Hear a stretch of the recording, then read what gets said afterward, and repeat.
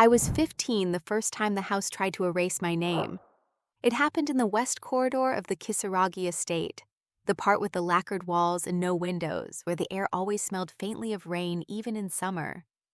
I was running because one of the servants had slipped me a note and told me not to read it in the kitchen. Not in my room, not anywhere with mirrors. I thought she was being dramatic. People in that house either whispered too much or not at all. Then I crossed the silver line carved into the floor outside the archive wing, and the skin on my throat burned. Not metaphorically. It burned like someone had pressed a hot coin into the hollow above my collarbone. I dropped to one knee, hand at my neck, and the note slid across the wood. Before I could grab it. And the corridor lights dimmed, and the paper stopped moving on its own, as if it had hit an invisible wall. The sigil stamped into the wax seal, 3 interlocked circles, slit through the center by a vertical line, lit up in a dull red pulse. House wards. The estate had thousands of them, layered into the walls, floors, gates, even the plumbing. Most were old family protections. Intrusion alerts, fire suppression seals, anti-spirit barriers. The Kisaragi family made its fortune in energy defense contracts and what official records called urban stabilization technologies. In the illegal markets, people used a simpler phrase, reality maintenance. That was the lie the city ran on, but I didn't know that yet. At 15, I only knew 2 things for certain. Madame Kisaragi had adopted me when I was 7 from a district orphan registry that later lost my file. And every important door in the estate was keyed to bloodline signatures I didn't have, which meant I shouldn't have been able to make that seal glow. I heard footsteps behind me, quick, precise, not a servant. I shoved the note under my sleeve and stood up before the pain in my throat made me vomit. Akio found me at the end of the corridor. Uniform jacket slung over one shoulder, rank pin crooked like he'd put it on while moving. He was 2 years older, top rank in the academy's combat track, and Madame Kisaragi's legal heir by blood. He also had a talent for appearing exactly when I needed him and acting like it annoyed him. "You look terrible," he said, eyes flicking to my neck. "What did you touch?" "Your family's hospitality." He stepped closer before I could move away, fingers cold against my jaw as he tilted my face toward the light. The mark at my throat was visible now, a thin red line circling half my neck like an unfinished collar. His expression changed for half a second. Not fear, recognition. Then he let go. "See, you crossed a restricted threshold. I walk in this house every day." "Not there." He said it too fast. I started to ask another question, but the corridor light steadied and I felt the note heating under my sleeve like an impatient insect.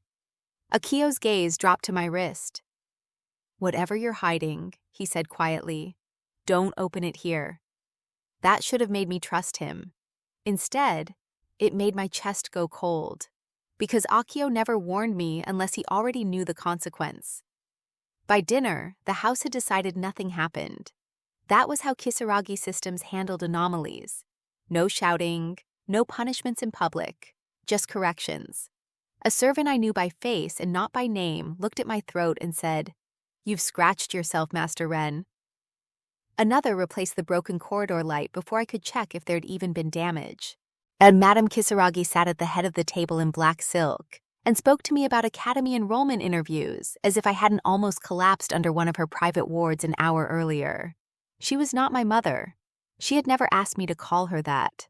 She adopted me the way other people acquired land. Carefully, legally, and with a purpose nobody explained until much later. "Your file has been approved," she said, cutting her fish with surgical precision. "You'll enter Tsukigani Academy next month." Akio didn't look up from his plate. I kept my voice even. "Combat track?" A tiny smile. "General placement. Let's not be ambitious." That was her style. She never raised her voice when she could cut deeper with less effort. The note under my cuff felt heavier by the minute. I wanted to ask why the house wards reacted to me. I wanted to ask why Akio looked like he'd seen that mark before. I wanted to ask why Madame Kisaragi kept me close enough to monitor, but far enough to remind me I didn't belong. Instead, I said, "Thank you, madam." She nodded once, transaction complete. I opened the letter after midnight in the laundry boiler room because it was the only place in the estate with enough metal piping to disrupt low-level surveillance drones. I knew that because the servants talked when they thought I was asleep, and because in a house built on secrets, laundry staff were the closest thing to priests. The wax seal broke under my thumb with a sharp crack. The paper inside was old, thicker than modern stock, and marked with the same three-circle sigil that had burned against my skin. The writing didn't appear at first. Then a drop of blood slid off my wrist, where the seal had nicked me, hit the page, and the ink rose like black veins through water. Not Japanese, not any language I knew. The symbols moved while I watched, rearranging themselves into something readable. Yiren Kazuhara. File status, deleted bloodline access, suppressed heart seal compatibility.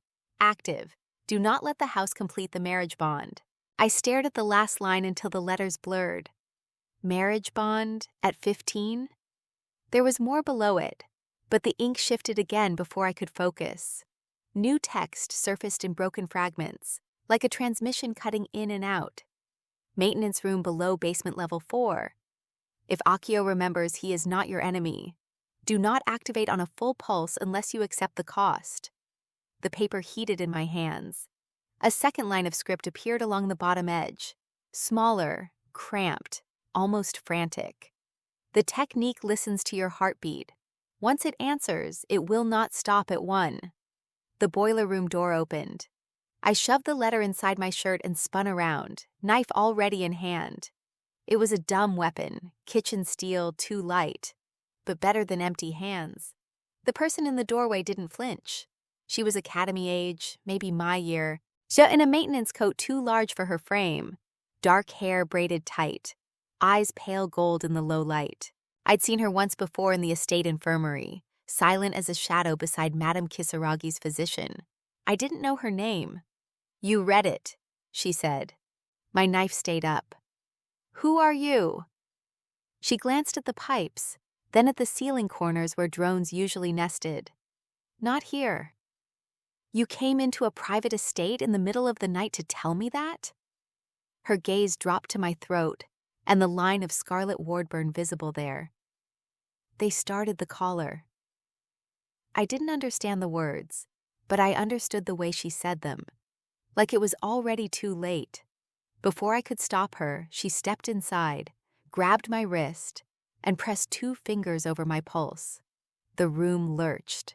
That's the cleanest way I can say it. 1 second we were in a boiler room. The next, every sound dropped out except my heartbeat, huge and mechanical, a pounding through bone and metal and floorboards. Light spilled from under my skin in thin lines, tracing up my arm in patterns I had never seen and somehow recognized immediately. Sigils, not painted, not projected, embedded. The girl let go and stumbled back, breathing hard. So it's true. Pain hit a beat later, searing straight through my chest. I slammed into the nearest pipe, teeth clinamped so I wouldn't scream and wake the whole house. Something inside my ribs moved, not physically, not exactly, but like a lock turning in a door that had been welded shut. Images flashed behind my eyes with each heartbeat. A circular chamber beneath concrete. A ring of black pillars inscribed with names. Madame Kisaragi standing in ceremonial white beside a younger Akio. My own hand, smaller, ink-black lines climbing my wrist as someone tightened red thread around my finger. A voice I didn't recognize speaking over the pulse. Bond incomplete. Substitute vessel stable. Proceed to contract phase. I hit the floor. The girl knelt beside me, gripping my shoulders. Her mouth moved before sound returned. Ren, listen to me. How do you know my name? I know the name they deleted. That was the moment I should have run. Instead, I looked at her and asked the stupidest possible question. What cost? She froze. What? In the letter. I could barely breathe. It said, don't activate on a full pulse unless I accept the cost. What cost? Her expression did something dangerous. It softened. That depends, she said. What do you want to keep? The estate alarms went off before I answered, not the public chimes. The deep internal alarm, the one no guest ever hears. A low, vibrating note in the walls that meant containment breach, authorized response. The girl's head snapped toward the door. "They found the pulse," she said. "How?" She gave me a look that made me feel 13 and slow. "Because they built the cage." We had maybe 10 seconds before security sealed the lower corridors. She hauled me up with surprising strength and shoved a small metal tag into my palm.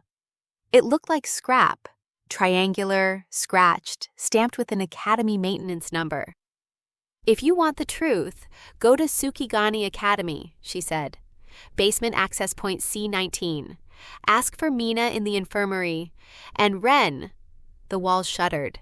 Mechanical locks started engaging floor by floor. "Do not let them cut your hand at the engagement ceremony."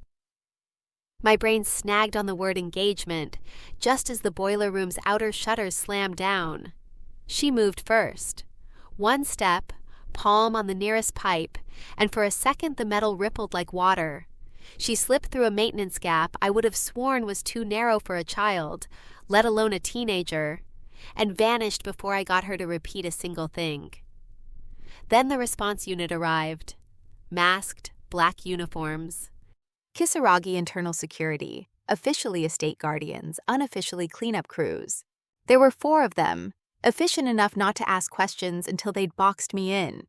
Their leader looked at the scorch patterns on the floor, where my pulse activation had flared and touched 2 fingers to his earpiece. "Found him," he said. "No external infiltrator present. Possible resonance event." Possible resonance event. I memorized the phrase because it told me 2 things. They knew what had happened, and they were pretending not to. Madame Kisaragi met me in the East receiving room at 2:13 a.m. Fully dressed, hair pinned, no sign she'd been sleeping. Akio stood by the window in academy trousers and an undershirt, jaw set like he'd been dragged out of bed and ordered to keep quiet. The security team withdrew after confirming I was stable. One medic reached for my throat mark. Madame Kisaragi stopped him with a glance. When we were alone, she poured tea. That was when I understood I was in real danger. She only performed calm when she wanted everyone else afraid. "You accessed a restricted family seal," she said, setting a cup in front of me. "Explain." I thought about the letter, Mina, basement level 4, engagement ceremony, the way the house ward reacted to my blood. "I got lost." Akio made a sound, half laugh and half disbelief. Madame Kisaragi ignored him. "You are many things, Ren. Careless isn't one of them." "Then maybe your warding system has a fault." That got her attention. Not because I was disrespectful, because I'd named the right thing. For the first time that night, she looked directly at my throat mark, and I watched calculation move behind her face like gears meshing. If she was surprised, she buried it immediately. "Tsukigane Academy will suit you," she said at last. "It teaches discipline." I stared at her. "That's it?" "That depends on your next question." It took everything I had not to ask all of them. "What am I to you? Why was my file deleted? What marriage bond? Why does your house know my blood?" Instead, I looked at the tea and said, "Why am I being sent to Tsukigane now?" Akio's head turned slightly toward me. He already knew the answer, or part of it. Madame Kisaragi folded her hands. "Because the city is becoming unstable, and people with unusual compatibility need to be assessed." Compatibility. Same word from the letter. Same word from the vision in my chest. "With what?" I asked. This time she smiled without warmth. "If you survive first term, I'll tell you." That was how she negotiated.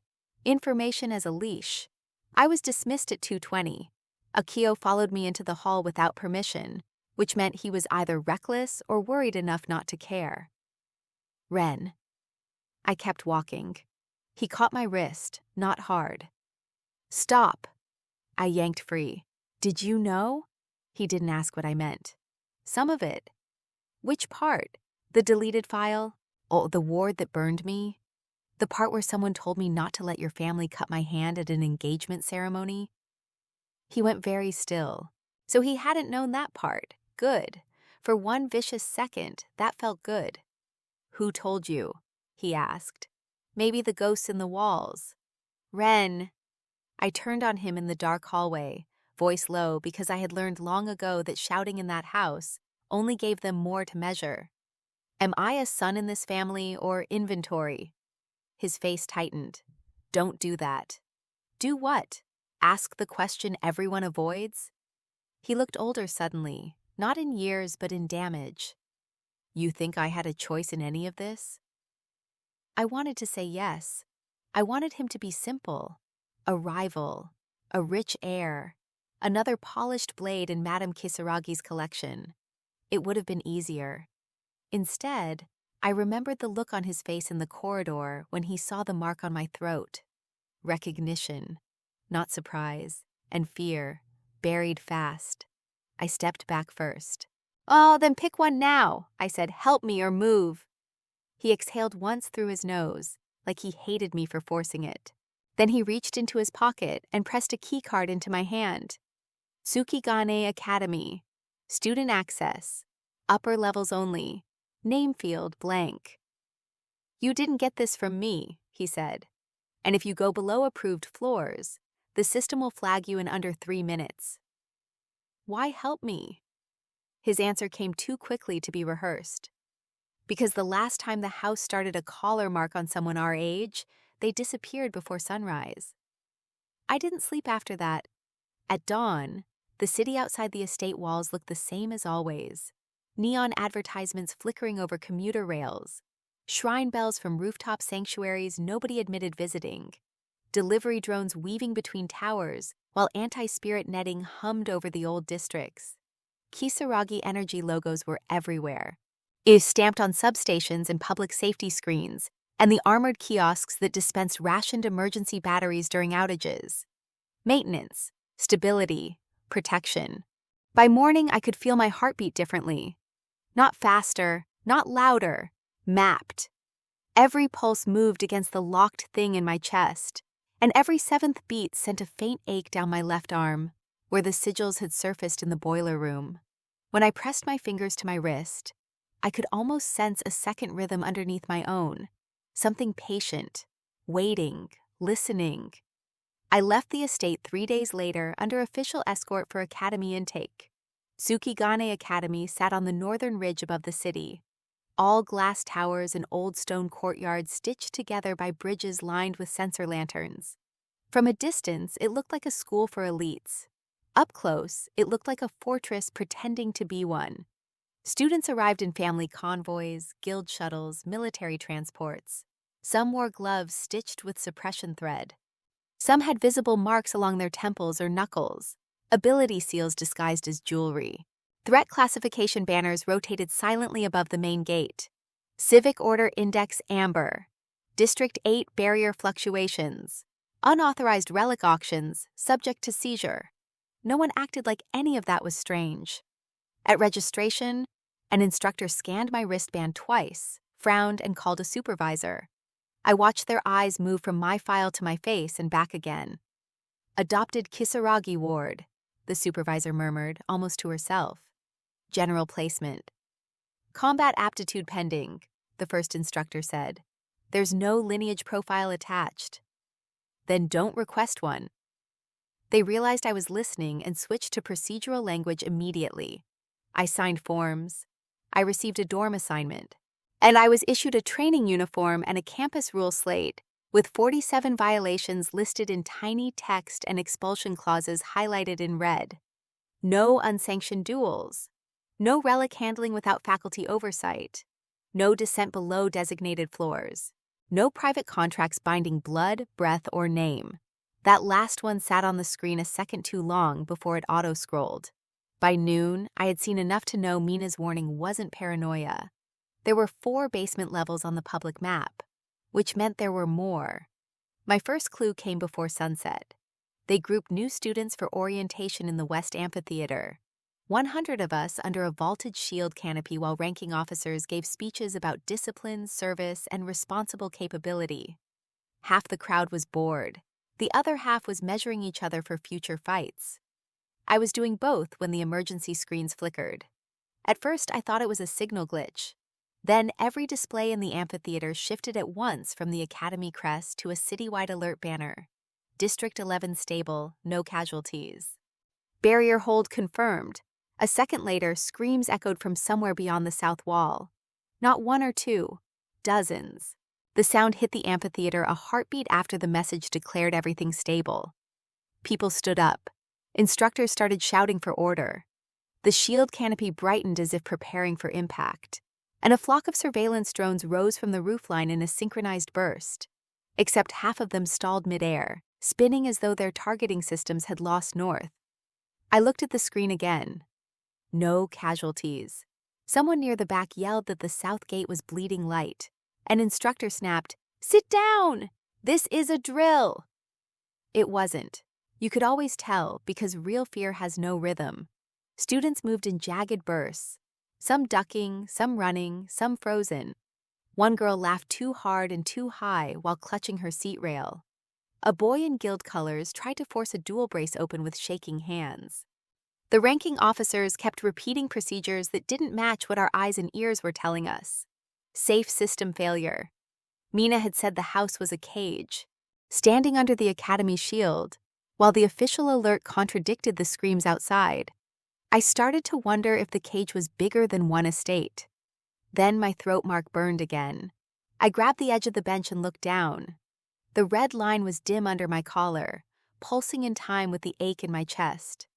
Not random, pointing, pulling, like a compass needle dragging towards something under the amphitheater floor. A memory flashed from the boiler room vision. Black pillars, circular chamber, names carved into stone. Basement level 4 wasn't low enough. Someone dropped into the seat beside me hard enough to rattle the row. I turned, already braced to shove, and found Akio in Academy combat uniform, rank sash tied at his arm, breathing like he'd sprinted across campus. "How did you—" Later. His eyes tracked the shield flicker, and then the screens, then my hand at my throat. "It started already?" "You tell me what it is." He looked like he wanted to say something, swallowed it, and leaned closer so the panic around us covered his voice. "If the south barrier is really failing, faculty will lock every basement access point in 90 seconds and route senior combat students to public response. If you're going to be stupid, do it now." I stared at him. "You came here to help me be stupid?" "I came because if you disappear at this academy, they'll say you transferred." The amphitheater lights cut out. Not dimmed. Cut. For one breath, the whole chamber went black, except for emergency strips and the blue-white arcs crawling across the shield canopy. In that flashlit dark, I saw something impossible. Lines of script moving across the inside of the canopy itself, hidden beneath the Academy crest pattern, old seal language layered under modern barrier code. A prison woven into protection. When the light snapped back, a section of the amphitheater floor near the speaker's platform had shifted half an inch, just enough to reveal a seam no one was supposed to notice. My chest tightened on the next heartbeat. The hidden thing inside me answered. Not fully, not an activation, more like a hand against a locked door from the other side. Akio followed my gaze to the seam and swore under his breath. "Ren, don't." I was already moving. Instructors were trying to herd students toward the north exits. Screens still insisted there were no casualties. Somewhere beyond the wall, another wave of screams rose and broke. I shoved through the confusion, using panic as cover, and dropped over the platform rail before anyone could tag my wristband. Akio cursed again and jumped after me. The seam in the floor wasn't visible from up close, unless the light hit it at the right angle. My throat mark solved that. It burned hotter as I got near, and faint lines of red traced the edge of a circular hatch beneath the stone. No handle, no keypad. My pulse hammered against the locked shape in my chest. "Ren," Akio said, landing beside me, voice low and sharp. "If you trigger an unknown seal in a crowded containment zone—" "Containment?" I snapped. He flinched. Tiny but real. There it was again. Not school, not fortress. Containment. A drone dipped toward us, its camera iris widening as it acquired our tags. Akio threw a practice knife without looking. The blade hit the rotor housing and sent the drone crashing into the platform banner. Students screamed louder, this time inside the amphitheater. No more time. I put my palm on the hatch. Nothing. Then I remembered the letter. The seal reacting to blood. Do not let them cut your hand at the engagement ceremony. My knife was already in my sleeve. I drew it, sliced across the base of my thumb, and pressed my bleeding hand back to the seam. Akio grabbed my wrist too late. Idiot. The hatch opened under us with a sound like a giant inhaling. Not mechanically, not gears. A seal release, stones splitting along lines that glowed from my blood, revealing a spiral stair plunged in darkness and cold air that smelled like dust, ozone, and seawater from somewhere too far underground to be possible. The nearest instructors turned at the sound. Every drone in the amphitheater pivoted toward the platform at once. Akio looked at the stairwell, then at the instructors, then at me, and for one exhausted second, I saw the choice happen in his face. He shoved me toward the opening. Go. What about you? He drew another knife and faced the amphitheater. I'll make this look like a ranking accident. That was insane. Yet it was also exactly the kind of lie this place would believe if a top-ranked heir told it fast enough. I hesitated one beat too long. His expression hardened. Ren! If you want answers about the collar, the contract, and why Madame Kisaragi started collecting orphan records 13 years ago, go now. The number hit me like a strike. 13 years. Before my adoption. Before me. I dropped into the stairwell just as the first instructor shouted Akio's name. The hatch began sealing above me after 3 steps, red lines stitching shut around the edges. For a moment, I could still hear the amphitheater. Orders, panic, metal impacts, the clean official voice from the screens repeating that everything was stable. Then the seal closed and the sound cut off. I stood in total dark, hand bleeding, heart pounding hard enough to wake whatever had been listening inside me. From somewhere below, in the deep concrete under the academy, a voice, metallic, distant, not entirely human, spoke through hidden speakers in a language I now understood just enough to fear. Unauthorized heart seal resonance detected. Candidate recognized. Contract phase pending. I looked down into the dark spiral and started walking.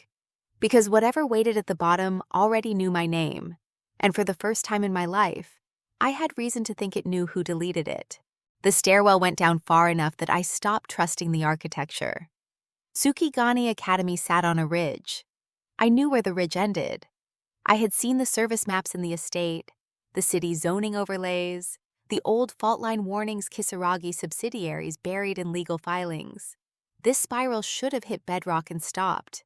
Instead, it kept descending in tight, even turns, stone steps dry under my shoes, while cold salt air moved past me in slow pulses like the place was breathing.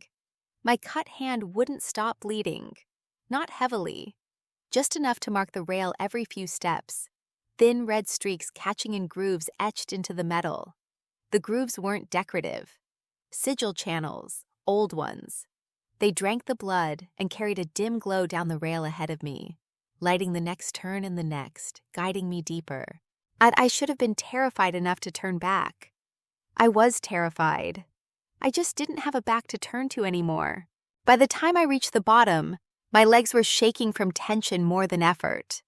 The stairwell opened into a circular antechamber lined with black stone pillars, each carved with vertical columns of names so dense they looked like rain stains. The floor was polished smooth by age and marked with concentric rings of seal language that shifted when I tried to read them directly. At the far end stood a vault door built into the rock, not modern alloy, not academy design. It looked older than the city, iron-bound and scarred, with a heart-shaped recess at chest height, the same shape as the pressure in my ribs. I stood very still and listened. No footsteps behind me, no alarms, no pursuit. But I could hear something beyond the vault. A low, rhythmic thud, slow and irregular, like a machine failing to imitate a heartbeat. I moved to the nearest pillar and wiped my bleeding hand against my trouser leg before touching the carvings. The names were in multiple scripts layered over each other. Original inscriptions, later corrections, then newer editions cut with much cleaner tools. Some had dates. Some had symbols instead of dates. Circles, lines, crossed crescents, a mark like a broken crown. Then I found mine. Not Ren Kisaragi. Not the name the Academy Registry used. Ren Kazuhara. The letters were shallow, unfinished, as if someone had started carving and been interrupted. Below it, a line had been chiseled through the stone so hard it cracked the surrounding surface. I stared at it until my heartbeat turned painful again. The voice from the hidden speakers returned, closer this time, as if the room itself had noticed me reading. Candidate confirmed. Substitute vessel status unstable. Contract phase awaiting witness. Witness? I said aloud. And my own voice sounded wrong in the chamber, too small, swallowed by the pillars. A soft clap answered from the dark between two columns behind me. Good, it still responds to you. I spun, knife up, blood-slick hands slipping on the hilt. Madame Kisaragi stepped into the ring of dim light like she had all the time in the world. No guards, no panic from the amphitheater, no sign she'd run down 20 floors of impossible stairs. She wore the same black silk from breakfast under a pale overcoat pinned with the Kisaragi crest, and her hair was untouched by wind. She looked less like someone who had followed me and more like someone who had been expected. For one useless second, some part of me still wanted her to explain this in a way that made sense. You built this under a school, I said. She glanced at the pillars. No, this was here before the school. We built the school over it. That's not better. No, she said, it isn't. The honesty hit harder than denial would have. I backed toward the vault door without meaning to. She noticed and almost smiled. Relax, Ren.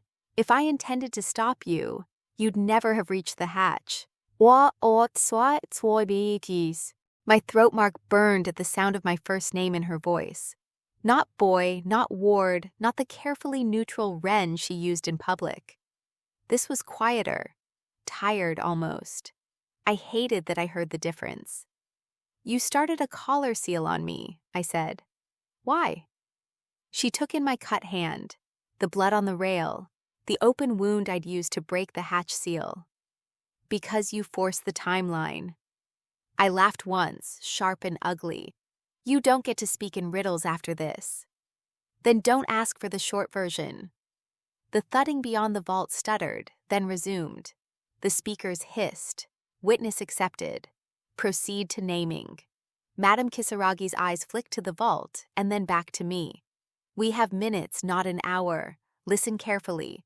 13 years ago, the city core began to fracture. Kisaragi energy says. Kisaragi energy lies for a living, she said flatly. I know. I wrote most of the language. That shut me up. She stepped into the outer ring of sigils, careful not to cross the inner circle. The city barrier network, the stabilization grids, the maintenance systems, all of it depends on a sealed engine beneath the central districts. Not a reactor, not a relic in the way the public understands relics. A bound entity, old, intelligent, and useful as long as it remains asleep. I felt the pressure in my chest answer the word entity with a pulse like a bruise. The seal was failing, she continued. Not catastrophically at first. Small inconsistencies, streets shifting by meters, surveillance feeds contradicting local reality, recorded casualties replaced with clean reports. Most people called it software corruption. It wasn't. Then what was it? Leakage, she said. Dreams, memory pressure. The thing under the city started learning where the edges were. The room seemed to get colder. I thought of the amphitheater screens insisting no casualties, while people screamed beyond the wall. I thought of the house wards burning my throat and the hidden script in the academy canopy. A city running on a lie. Why me? I asked. That was always the question under every other question. For the first time since she entered the chamber, Madame Kisaragi looked older than I had ever seen her. Because your bloodline built the first heart seals. I forgot to breathe. Impossible, I said. My file was deleted. Exactly. She reached into her coat and drew out a narrow metal case, the kind used for old legal documents or relic fragments. She opened it with her thumb and held it where I could see without crossing the inner ring. Inside lay a sealed letter and a small broken charm, made of black stone and silver thread. The letter bore the same 3-circle sigil as the one in the boiler room. Your mother left this in a dead-drop archive 2 days before she disappeared, Madame Kisaragi said. It was keyed to open only if the Kazuhara line was purged from the registry and a Kisaragi branch attempted a substitute contract. My skin went cold. You tried to use me. We tried to prevent a city collapse. By what?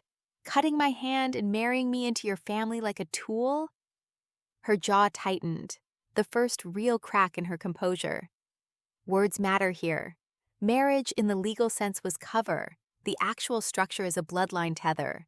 2 signatures bound through a civic lineage contract to stabilize a heart seal host. Old families called it a marriage bond because people understand vows better than they understand sacrificial geometry. Sacrificial. It keeps the host alive longer, she said, too fast.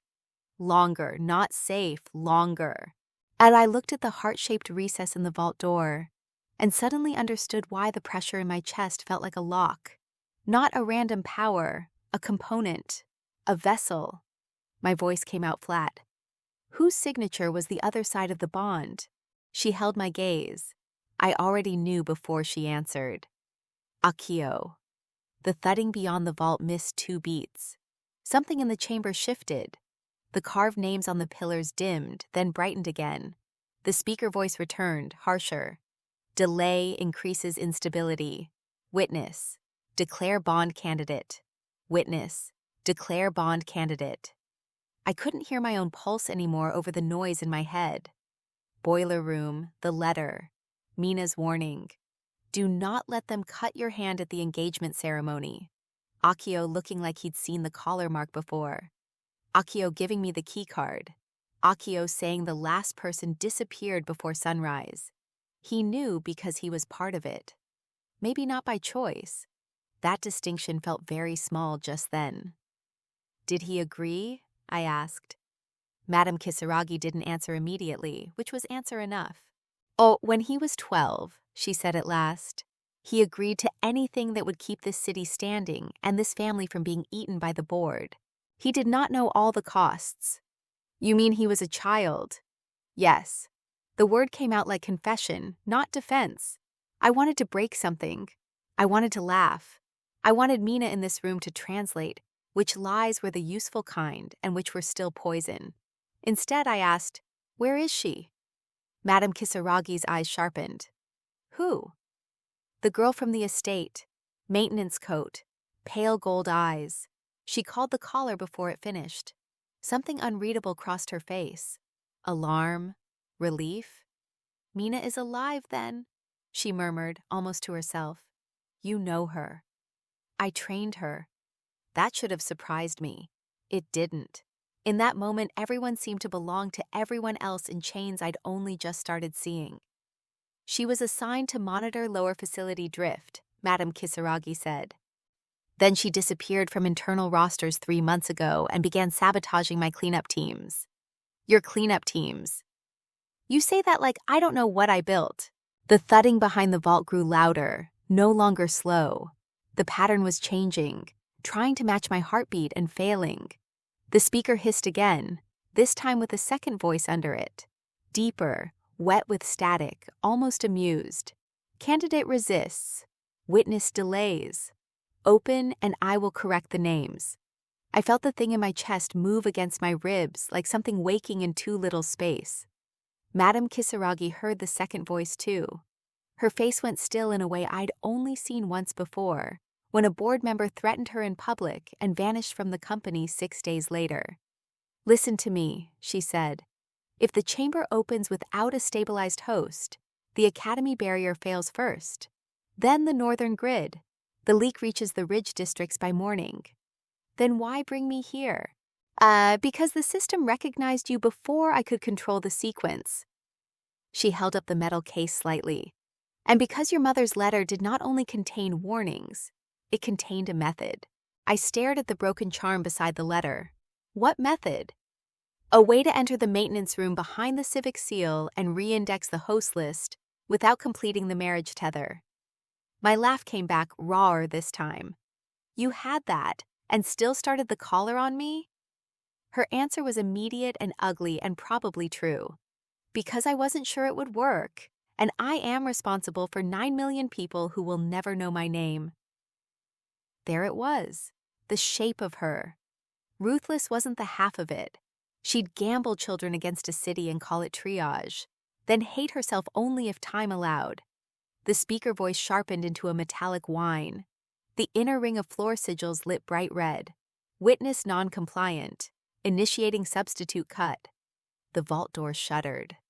I raised my knife without thinking. Us like steel would help against a room. Madame Kisaragi snapped. Don't touch the inner ring. It will take your blood as consent.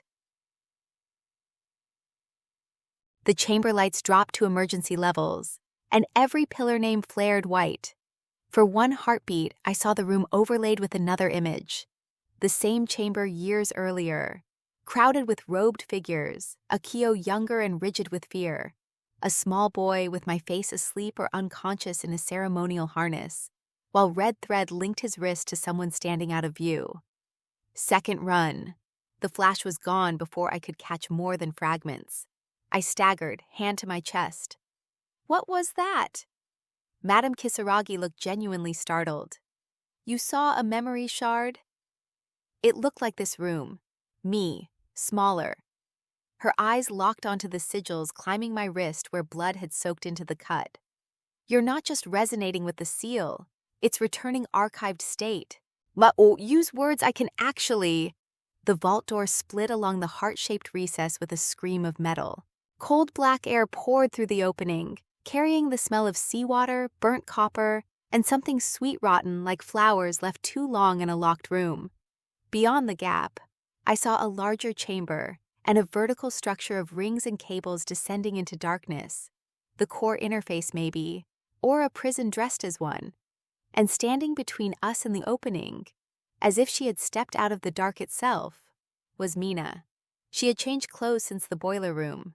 No maintenance coat now. Black-fitted gear threaded with pale stitching that pulsed when she moved. One sleeve torn and dark with blood. She held a short hooked blade in one hand and a relay spike in the other. Academy hardware modified beyond recognition. Her braid had come loose at the shoulder. She looked at me first, checking for injuries, and only then at Madame Kisaragi. Oh, you came alone? Mina asked her. That's either brave or desperate. Madame Kisaragi didn't flinch. You disabled my escorts on the third landing. I asked if you came alone. The two of them knew each other too well for comfort. Not teacher and student anymore. More like survivors of the same fire arguing over who lit it. Mina, I said, and hated how young I sounded. Tell me what's in my chest. Her eyes flicked to the open vault, then back to me. A borrowed heartbeat. The deeper voice from the speakers laughed, a sound like cables dragging across stone. At last, someone names it.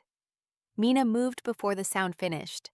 She slammed the relay spike into the floor just outside the inner ring, and a hexagonal lattice of light snapped up around the vault opening, forcing the door halves apart and pinning them in place. The chamber screamed in protest. Sigils along the floor changed direction, rerouting like floodwater. 3 minutes, she said through gritted teeth. Maybe less. Xiang, Madame Kisaragi took one look at the lattice and said, You're using infirmary life support relays. Those won't hold core pressure.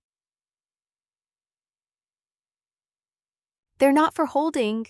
Mina's voice was tight with effort. They're for forcing an access window. She turned to me. Ren, your mother didn't just leave a warning.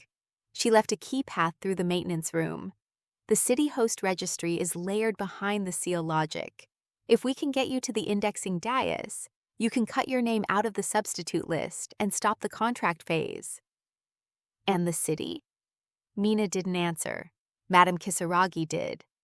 The leak still needs a host. I looked between them. So this saves me and kills someone else. No, Mina snapped, still braced against the relay lattice. That's the version she fed the board. There's a third option. Madame Kisaragi's expression turned dangerous. You found a bypass? I found what they buried after the first attempt failed. First attempt. The memory flash slammed back into place. Smaller me in a harness. Red threads. Voices chanting. The lock in my chest turning. Then pain so complete it erased language. I tasted blood and realized I'd bitten my tongue. Mina saw it in my face. You remember? Not all of it. You died, she said with brutal clarity, for 43 seconds. Silence.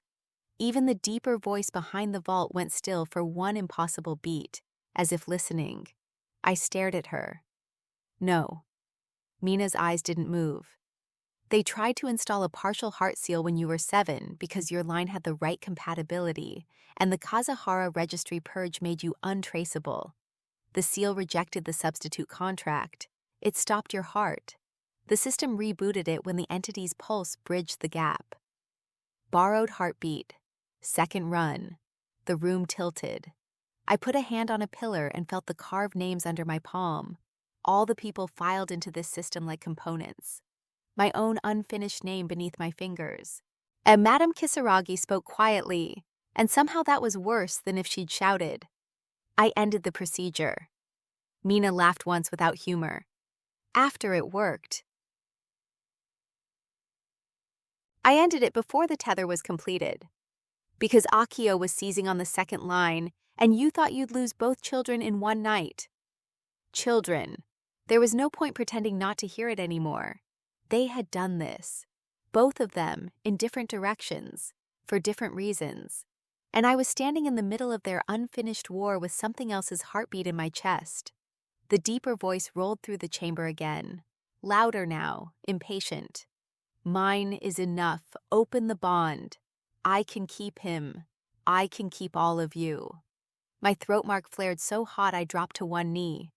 The red line at my neck completed itself in a sudden arc, closing around my throat like a full collar. Sigils raced under my skin, down my chest, across my left arm.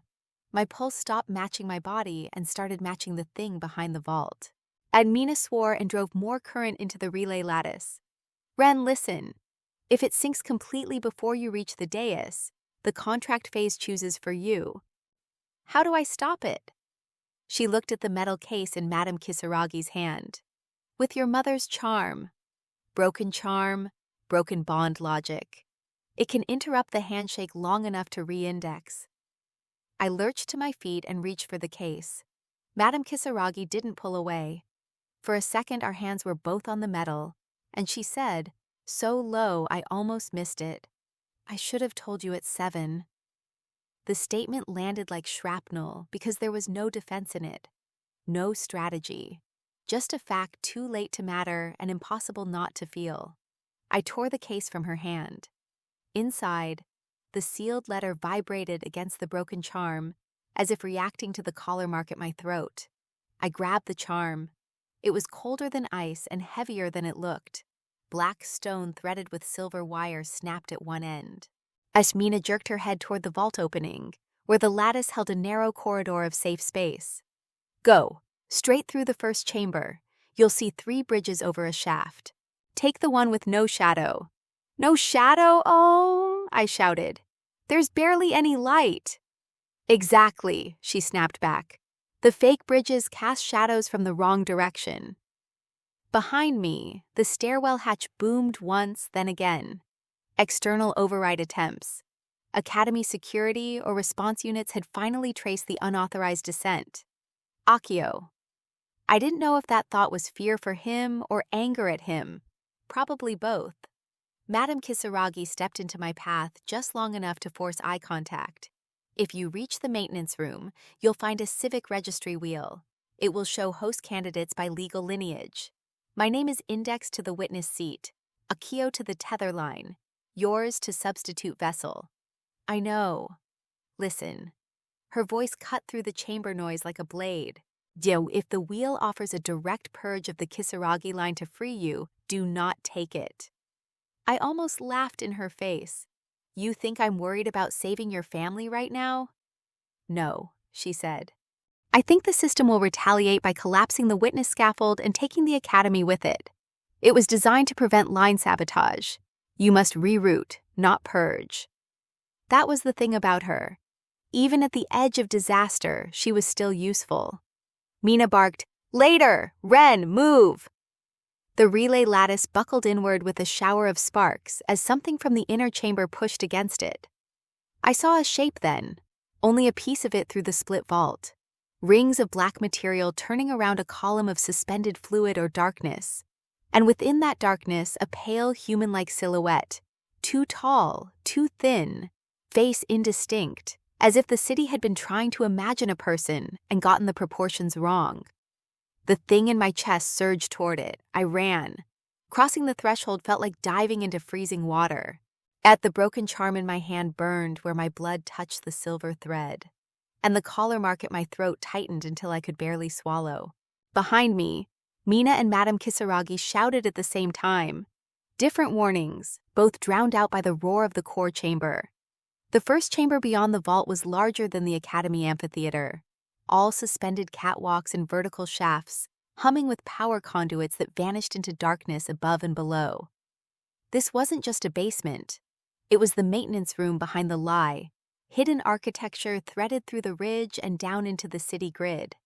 And none of it was built for human comfort.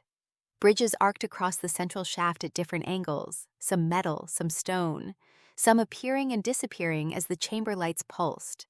Emergency glyphs flashed along the rails in a language halfway between engineering notation and ritual script. Every surface vibrated faintly. I was standing inside a gigantic instrument while something unseen tuned itself. 3 bridges. I saw them. Left bridge, rusted and broad. Center bridge, narrow mesh. Right bridge, smooth black stone. No shadow. The chamber light came from the shaft itself, rising in pale bands. The left and center bridges threw clean shadows across the floor plating. The right bridge didn't cast one at all. I sprinted for it. Halfway across, the bridge flexed under my feet as if it were alive. The collar at my throat tightened, and voices bled into my hearing. Overlapping reports, academy announcements, boardroom arguments, emergency casualty logs edited mid-sentence, children reciting pledge oaths in schoolrooms powered by the very grid I was now standing inside. The city's memory leaking through infrastructure. I nearly missed the cable whip. It snapped across the bridge at head height, slicing sparks from the rail where my skull had been a fraction earlier. I dropped, rolled, and came up with the knife in my off hand and the broken charm clenched in my bleeding palm. A figure landed on the far side of the bridge, light on his feet, masked in Academy response black. Then he tore the mask off. Akio looked like hell. Lips split, blood at his temple, rank sash gone. One shoulder burned through where a stun baton had grazed him. He was breathing hard enough that every word cost effort. "Of course," he said, not quite laughing. "You picked the impossible path." I kept the knife up. "Move." His eyes flicked to the collar mark at my throat, now fully closed and glowing faint under my skin, and all color left his face. They started contract phase already. "You think?" He held both hands where I could see them, then slowly showed me the object in his right hand, a faculty override disc, cracked down the center. Security locked the lower access and tagged me as accomplice. Madam's teams are fighting Academy internal response on the stairwell. Mina jammed half the sensors and turned the rest on the cleanup squad. We have maybe 2 minutes before they flood this level with suppressants. "We?" A muscle jumped in his jaw. "You can hate me after we survive this." It was the wrong thing to say, and maybe the only honest one. I stepped closer, knife still between us. "Did you know I died?" His eyes shut for one beat. "Not at first," he said. They told me the procedure failed and you were sick for months. I found the archived vitals when I was 14. The bridge shuddered. Somewhere behind us, metal screamed, and Mina's relay lattice failed with a sound like glass breaking underwater. Akio opened his eyes. I should have told you. Yes. No forgiveness in it, just fact. He nodded once, as if he had expected nothing else, and pointed past me toward a descending ramp on the far platform. Maintenance room is below the indexing shaft. At the civic wheel reads witness blood and host pulse together. You need one of us with you. I tightened my grip on the broken charm. Why would the system let you in if it wants the bond completed? His expression turned grim. Because I'm still registered as Tetherline. It thinks I'm coming to finalize. That was the first moment I understood the shape of the choice coming at us. Not just me, not just his mother. Him too, built into a machine before any of us were old enough to refuse it. The deeper voice rolled through the chamber again, now from everywhere at once. Yes, bring him. Complete the line. The city will sleep. Akio paled, but didn't look away from me. Ren. 100 reasons to leave him there. 100. Then I looked at the cracked override disc in his hand, the blood on his face, and the fact he had come down anyway into the place his family used to chain us both. I lowered the knife a fraction. Fine, I said. But if you lie to me once down there, I'll throw you into the shaft myself. A weak, breathless huff that might have been a laugh. Fair. We ran together down the ramp as the chamber lights strobed and the city above us lied to itself in 1,000 polished voices. At the bottom, the maintenance room opened like the inside of a clock built by priests.